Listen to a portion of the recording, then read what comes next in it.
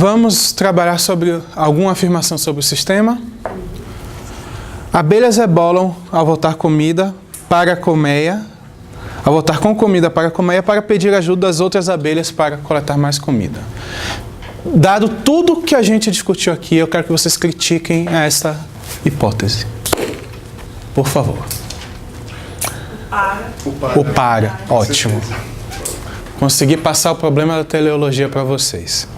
Além disso,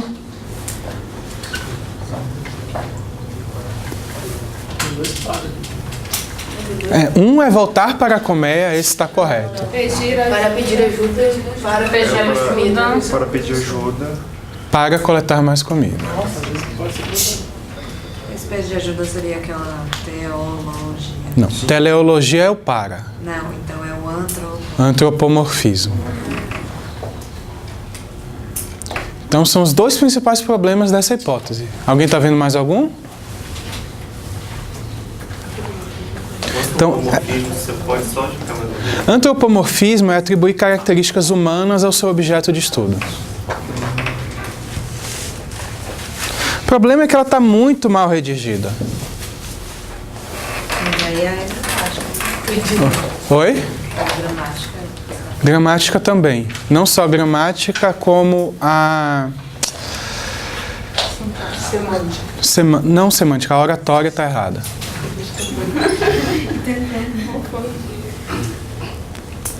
Então, um jeito melhor... Outra coisa, isso aqui não é testável, tá, gente? Você não tem como testar se ela está pedindo socorro ou não. A dança das abelhas resulta em recrutamento de novas forrageiras. Isso, tá boa essa hipótese? Tá simples, tá direta, tá testável. E eu tenho uma previsão do que acontece. Vocês veem algum problema com isso? Não. E se o número das forrageiras diminuir depois da dança? É negativo. O efeito é negativo? Quer dizer, Mas se eu pegar essa hipótese aqui, testar a hipótese nula dela, rejeitei a hipótese nula, mas o que eu observo é isso aqui. Eu aceito a hipótese? não. Eu aceito esse gráfico? Por quê? Porque não é essa hipótese. Porque rejeitar a hipótese nula não implica em aceitar a hipótese de trabalho. E isso é um problema muito grave quando você faz afirmações universais. O que é universalidade? Mais especificamente, o que é uma afirmação universal? Se aplica a todos os casos? Vocês concordam com ela? Uma afirmação universal, por definição, se aplica a todo o seu universo de interesse. Qual é o problema com isso?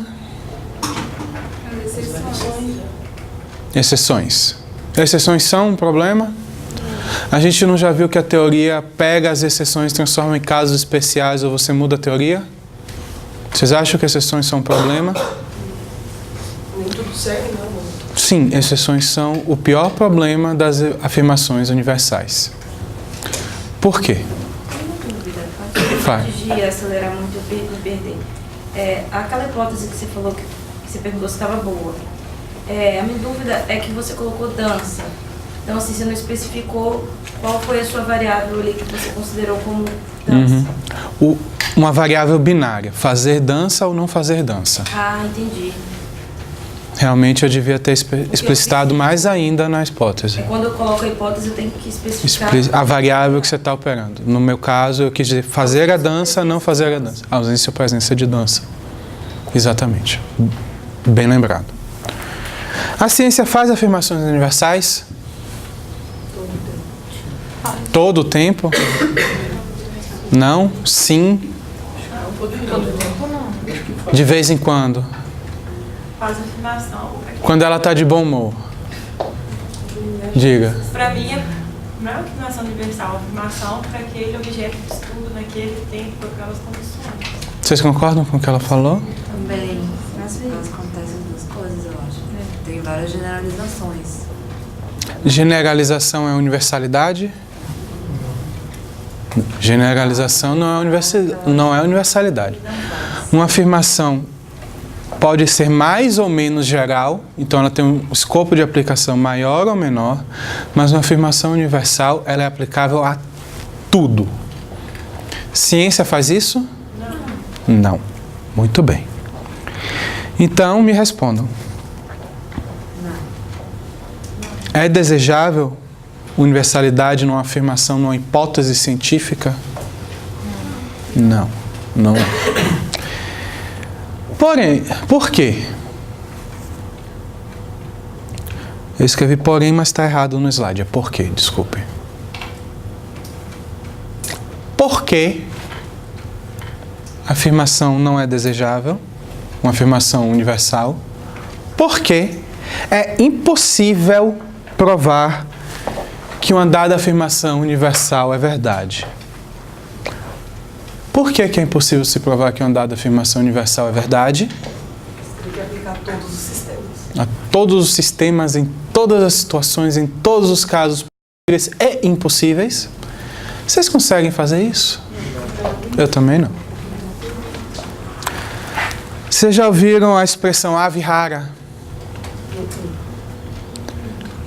Ave rara é uma coisa especial, rara, difícil de ser encontrada, que vem de uma expressão em latim que do século II, mais ou menos, a primeira vez que ela foi escrita, que é uma ave rara nas terras, tal qual um cisne negro. E durante muito tempo, essa afirmação foi sinônimo de algo que não existe. Durante muito tempo, uma afirmação universal comum em livros de lógica era que todos os cisnes são brancos. Claro, todos os livros de lógica eram escritos na Europa na época. Então, lá primeiro tem cisne e todos os cisnes lá são brancos. Afirmação universal. Qual é o problema com isso? Tem cisne mesmo?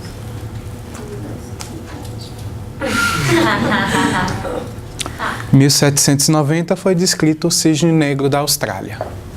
Tinha que ser na Austrália. Tinha que ser na Austrália. Tinha que ser na Austrália. E aí, novamente, o nosso tiozinho favorito, o Popper.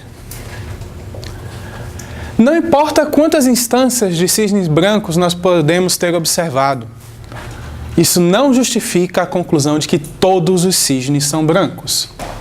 Por quê?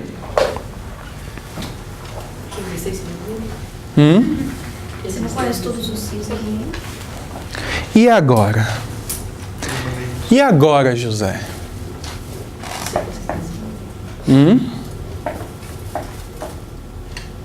E aí, o que é que a gente faz?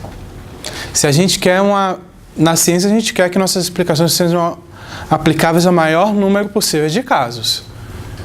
Para a gente não ter um conjunto de exceções. Não é verdade? E aí? Acho que entra. Vai para onde? Acho que entra agora a questão da dedução. A dedução é hoje de tarde.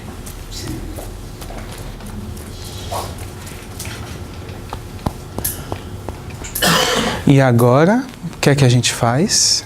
Com o cisnes, como que chama? Cisnes. Com eles? Não. Pode ser com cisne, pode ser com pomba, com tamanduá, os bichos da sua preferência. E agora o de hoje? Hein? E agora, como é que vocês fazem uma afirmação geral na ciência? Hein? Não faz? Não, geral. Não geral, não universal. Geral, sim. Uma afirmação de vez em quando. Acho que você não pode fazer a afirmação dessa forma. Quando as estrelas estiverem certas, a afirmação é válida. Eu acho que, Quando as estrelas estiverem na posição correta, sua afirmação é válida. eu acho que até que não seja provado ao contrário, até certo ponto é válido.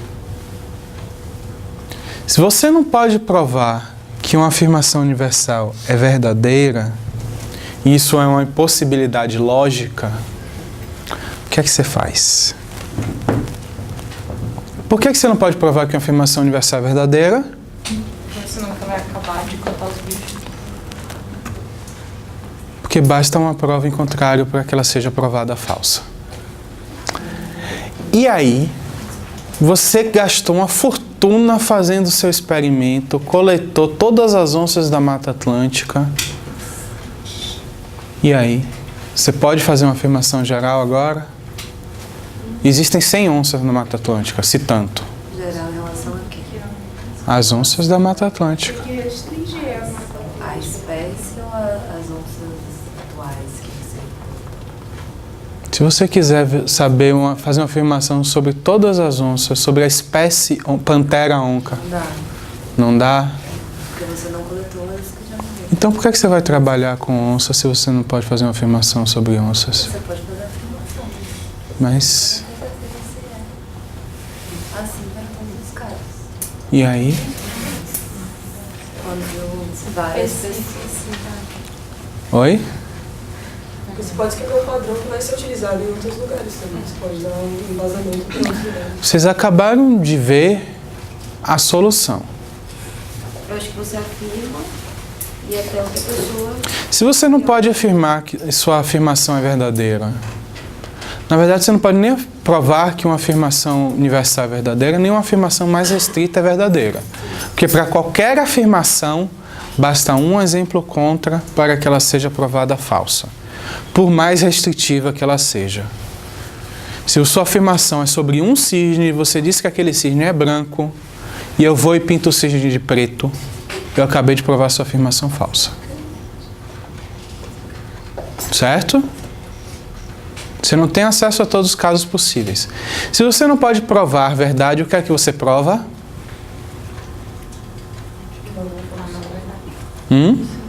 Padrão geral. Padrão geral. O que é que você prova? Que ela não é falsa. Que ela não é falsa? Você não pode... O oposto lógico de falso é verdadeiro. Que ela Mas você prova que ela é falsa. Você prova que ela é falsa. Você pode provar que uma coisa é falsa? Sim, pode. Deve. Isso é a lógica do falsificacionismo de Popper. Novamente o tiozinho. Se você não pode vencê-lo, junte-se a ele. Aqui, ele formalizou a lógica da descoberta científica. Ele disse, se você não pode, como você não pode provar a generalidade ou a universalidade de uma afirmação, mas você pode provar a falsidade de uma afirmação, você trabalha com o oposto lógico da sua afirmação e tenta provar que sua afirmação é falsa. Essa é a lógica de se ter a hipótese nula. Você não pode provar que sempre vai ocorrer esse padrão.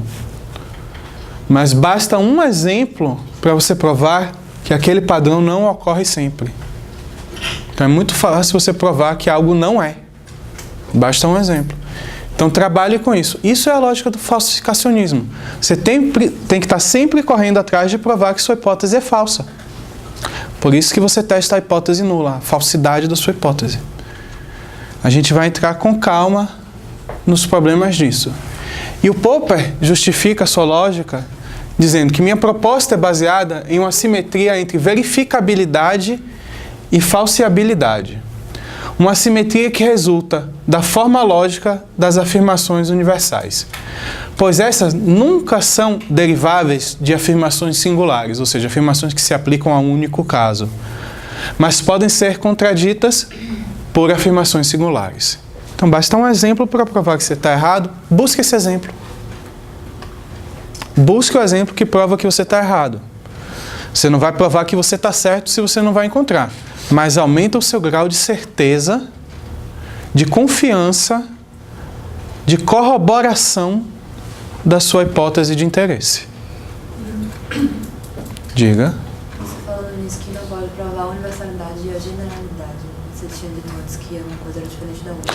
Então... Generalidade varia o grau. Você pode ser mais geral ou menos geral. Universalidade é absoluto. Mas basta um exemplo também para provar que a generalidade é falsa. Porque se dentro do escopo que você disse, minha hipótese é sobre onças da Mata Atlântica, certo? Então, só se aplica às onças que estão atualmente vivas na Mata Atlântica. E minha hipótese é que as onças atualmente vivas na Mata Atlântica são onças pintadas.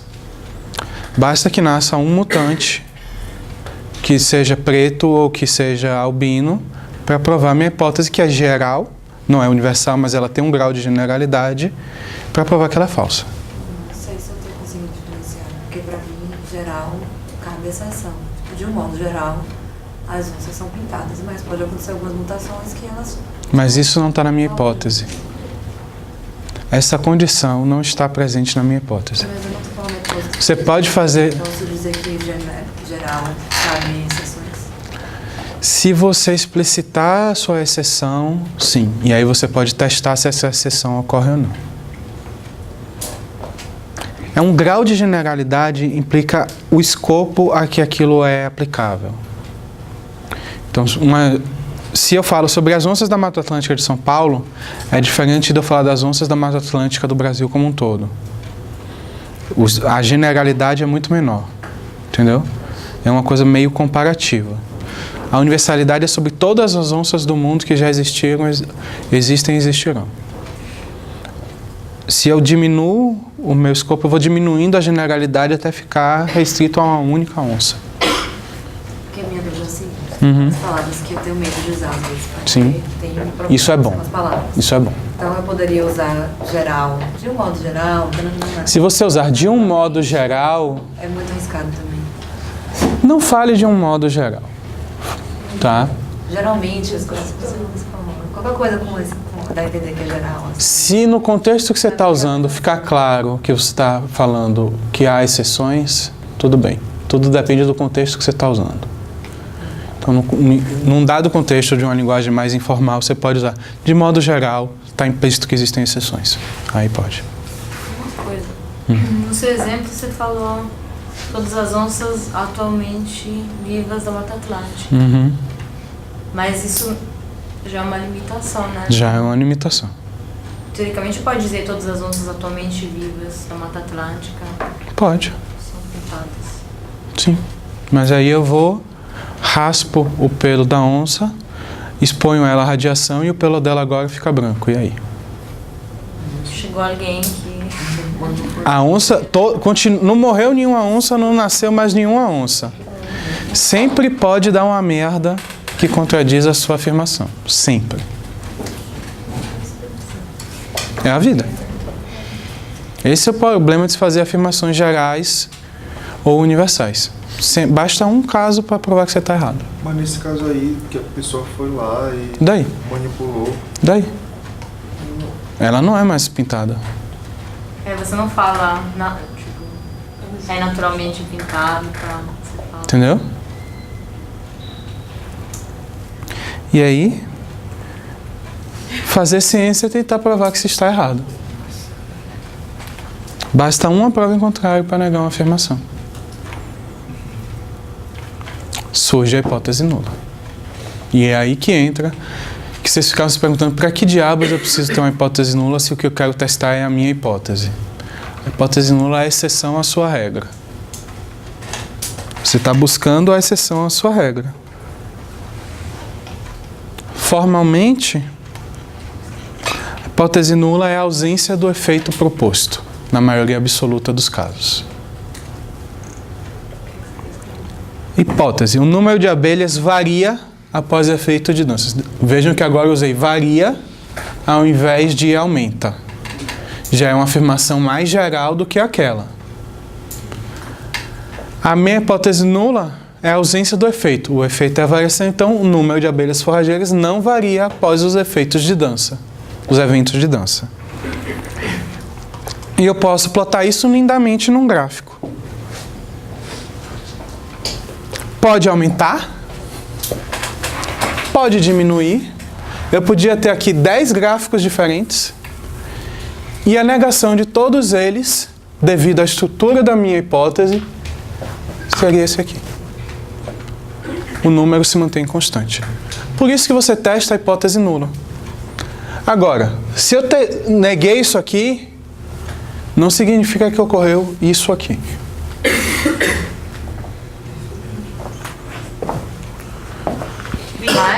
Mas varia, né? Varia. nesta hora, nesta calma. Oi. Desculpa. Voltando.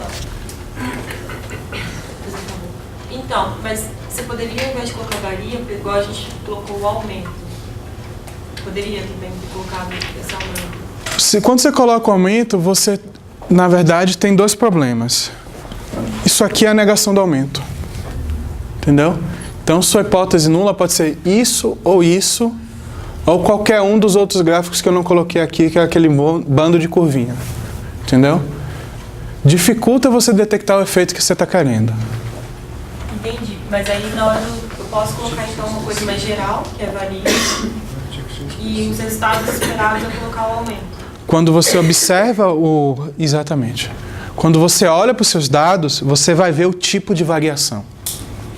E aí o seu dado vai responder qual dos seus gráficos que você propôs é o que você realmente obteve.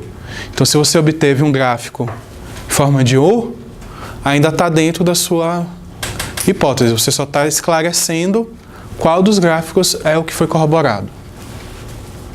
Beleza? Mas ele pode não condizer com o que você esperava. Pode. E é agora que a gente vai entrar aqui. Rejeitar a hipótese nula não implica em aceitar a hipótese de interesse. E esse é o pulo do gato. Esse é o problema.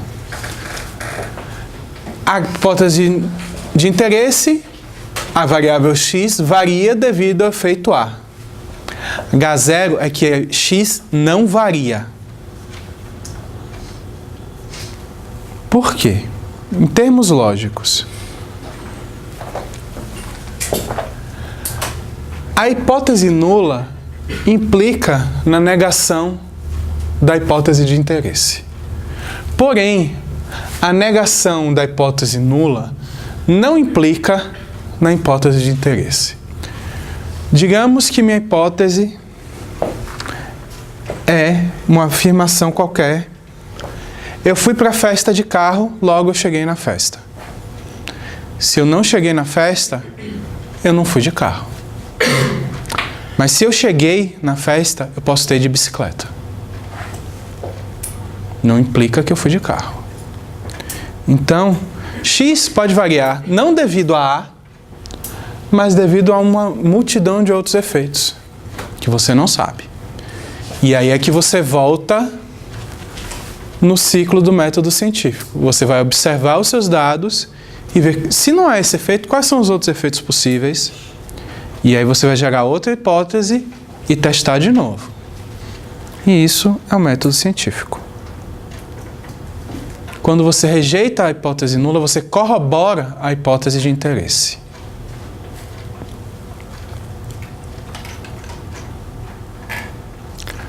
Corroborar é apoiar ou ajudar a provar, fornecendo informação ou evidência. E pelo amor de Deus, nunca, jamais me escrevam corrobora com. Tá? Corroborar é transitivo direto. Uma coisa corrobora a outra. Corroborar não é sinônimo de concordar, viu, gente? Pelo amor de Deus. E o próximo passo agora é testar. Então, qual a hipótese de vocês? Me façam uma hipótese nula e uma hipótese de interesse. Qual a hipótese de vocês sobre a abelha?